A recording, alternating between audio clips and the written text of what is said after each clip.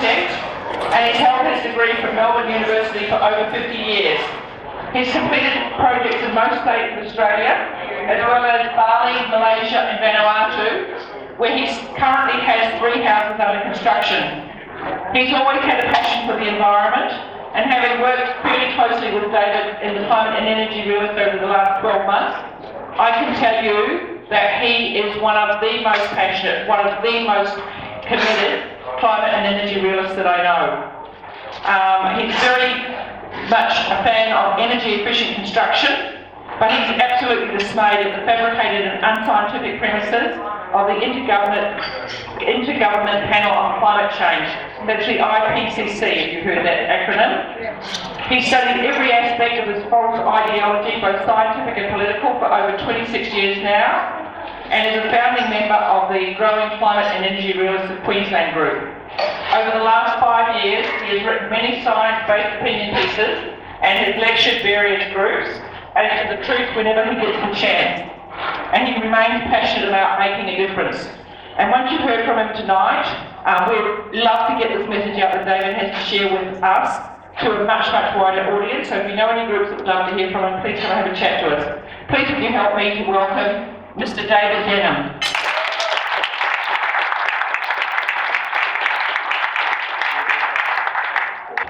That was a very kind intro, Deb, thank you. Probably a little generous, but I'll take it. So, welcome to the moronic age. This is the age we're living in. We're governed by morons. We're lectured in mainstream media by hypocritical morons. No hypocritical morons here tonight, by the way. We're all on top of our game, but it is the ideology that is being thrust down our throats, which is destroying our economy, it's destroying our children's future, and it's all for an ideology that has absolutely no basis in any known science. I'm sure Ian will confirm with this. I happen to know that the CSIRO and the BOM have been asked 7 times in Senate estimates to produce evidence that man-made carbon dioxide is causing catastrophic warming of the planet. They can't produce it. It doesn't exist. So anyway, my little piece tonight, which I'm starting out, is on the horrors of wind turbines. So that's what I've been asked to do. And this is one of the, to me, it's probably one of the worst symptoms of this mad rush to net zero by 2050. The solar panels are bad enough. They're full of toxic chemicals which will leach into the soil because they're basically unrecyclable. But the wind turbines are horrible. They cause untold damage. And because we're talking about property rights and things like that, they take up vast amounts of land. They do shocking environmental damage to the land. But to get to them, you need these huge transmission lines which are being pushed through people's farms and properties all over Australia. And I'm sure all of you have heard on the news some of the pushback they're getting from other states, and how the local governments and the state governments are just trampling on individuals' rights to create these horrible corridors of these vast transmission grids. I'll talk about them a little bit more.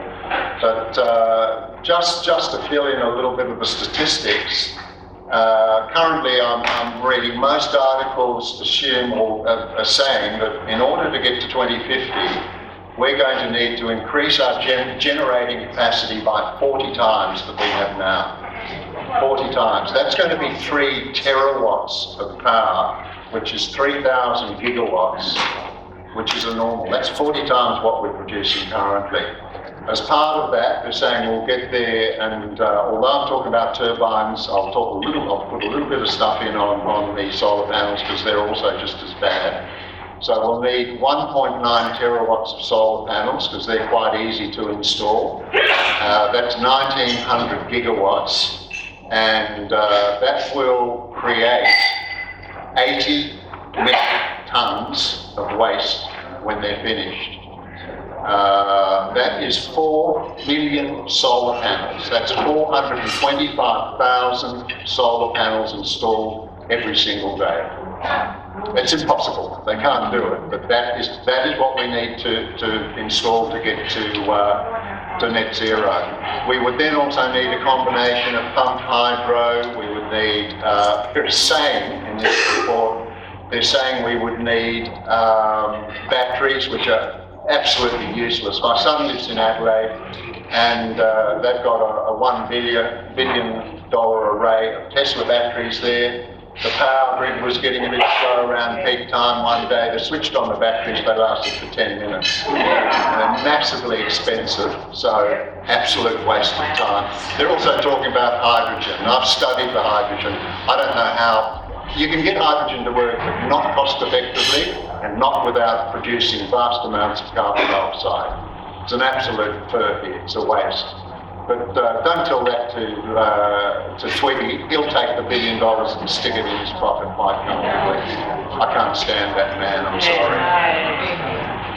Anyway, so there has been another report which has looked at the cost of all of this to get to 2050, and it was done by Robin Denham, who's an ex-chief scientist, and he has calculated with 40 experts from around the world and Australians as well, that to get to net zero for Australia, we actually won't get there till 2060, according to the experts, and it's going to cost between $7 and $9 trillion. So all I can see down the road is absolute disaster. But we'll get on to now my wife standing up here, and I'll be talking about the turbines in a second. But one of the horrible symptoms, and the one that is really affecting people in their land rights, is these vast transmission grids that they're doing all over the planet, all over Australia, sorry. Well, they're doing all over the planet, but certainly in Australia, and they're carving through prime arable farming land. They're just walking onto people's properties, and they've got no rights at all. The north-south one, which is they're talking about from Queensland down to Tasmania, is a purely vanity exercise. We don't need it to go all the way through. It's just purely a vanity exercise. Then you've got all the cross ones, like Hume in Victoria. Now, to get an idea of the costs of these, they first put out it was going to cost 360 kilometres and it was going to cost 1.3 billion.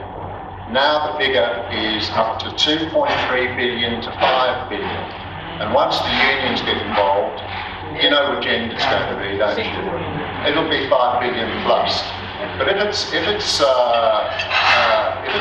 billion, well, that's going to be costing about up to $14 a kilometre. Sorry, $14 million a kilometre. And if you go and Google the cost of a 500 kV twin line transmission line, they put it down as $2 million a kilometre. Well, already the Hume link is up to $14 million a kilometre. They're talking now to get to net zero 2050, we're going to need 26,000 kilometres of transmission lines. So that is $400 billion of transmission lines we're going to need to build if what they're saying is right. And that's the current crisis. So the transmission lines are horrible. They carve through people's places. You've got at least a 100-metre grid under them that the farmer can't really do anything on. He can graze cattle, but he can't water anything. Worse than that, if they go through tree properties or things like that, they can't fight them with bushfires, they can't fight them with water bombing planes. My son's a pilot. I asked him, how close could you fly to these things? He said that would be up to each individual company, but it would probably be at least a half a kilometre either side, and probably a kilometre when you allow for wind and water falling back on the lines. So from Snowy 2, they're talking about transmission lines to get the power from Snowy 2 at pumped hydro, and that's going through pristine national park. The Victorian Energy Minister was talking about the North line that's going right to the north, the Vanity line that's going right through the east coast of Australia. They're talking about a 2-kilometre grid, which as individuals or landowners, you will have no right over. So they'll just run that 2 kilometre grid straight through your property and you won't have a say in what you can do there. So just to take that further, if we don't have these wind turbines, and a few of us, we've been putting together documents to give to the various political parties to show them how horribly environmentally disastrous these wind turbines are. The one I like to use there's a big one, Fortescue Metals is doing one at the Upper Vertican called Wind Lab, and that's 139 wind turbines. And these are the 230 metre ones, they're monsters. They're huge, but the one I like to use, because it's in the courts at the moment, is Chilumban.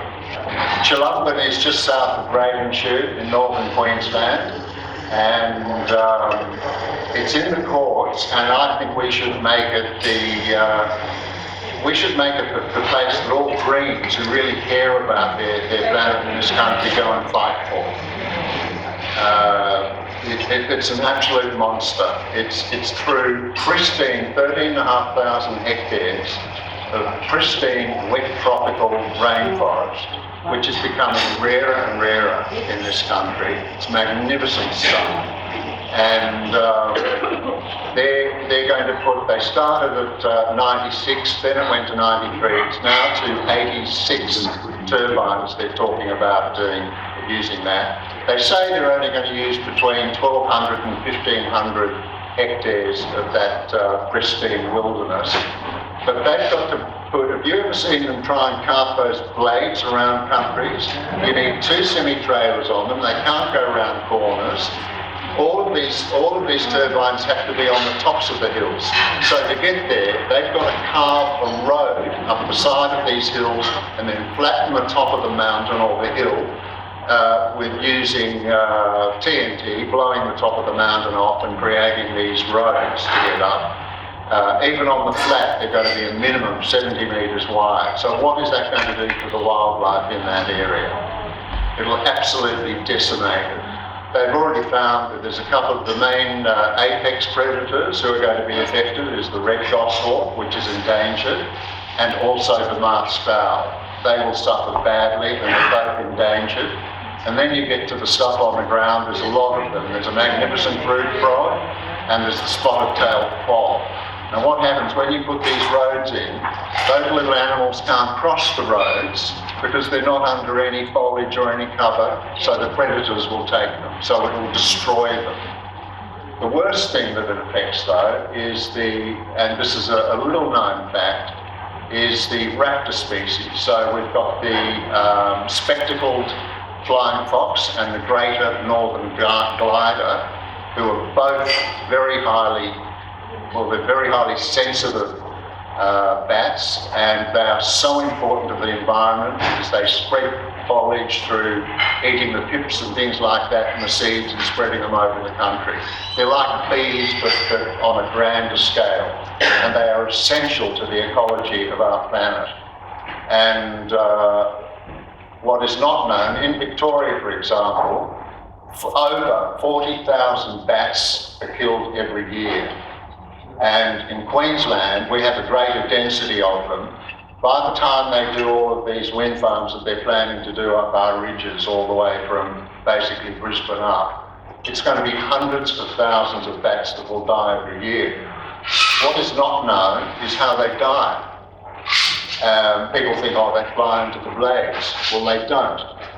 They actually fly because they're gliders, a lot of them. They're not like birds. So they glide into the wind, so they fly from the low pressure gradient at the back of the blades to the high pressure on the front of the blades, and their little lungs explode. I'm sorry. Their lungs explode. And it just gets me every time I say that. I mean, that is disgusting. If that was known in that mainstream, sorry. It just gets me, I'm sorry. Thank you for that. So I'm sure if that was known in the greater community, I think there'd be much more resistance to these monsters.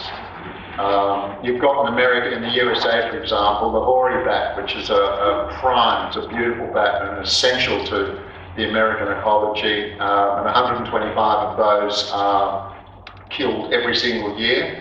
in the USA, and they're about to go extinct. Plus the bald eagle and the golden eagle are becoming extinct one state after another in the US, and we're about to do the same thing here. How can we? How can we do that? That's awful. Supposedly building this tribe. Well, the other thing we're doing, the local Aboriginal tribe is the Gerbil tribe, and they are absolutely, literally so upset because they have a very close relationship with Chilumba and the area and this rainforest, and they're being totally ignored.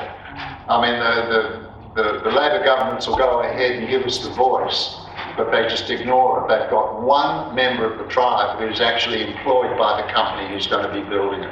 Well, he's making a lot of money, and so they only talk to him. They don't talk to any other member of the tribe. So this is, of course, you know, how can we expect anything else? Supposedly, and this was in their thing, when the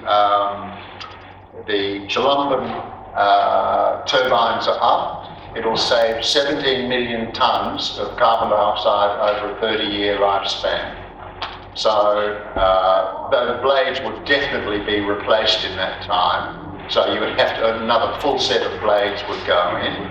And the studies have been done by arbiters and by people more experienced than me, and they said that 1,200 hectares of that sterile, wet tropical rainforest sequesters between 35 million and 300 million tonnes of carbon dioxide.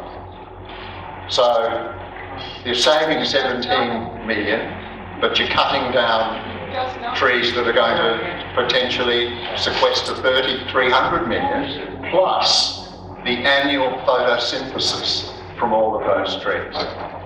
It's absolutely, it's ridiculous, but they don't care. It's really not about saving the planet. We are supposedly destroying, well, we are actually destroying this planet to supposedly save it, which is absolute rubbish. So I hope this Chilumban project becomes the next Franklin Dam.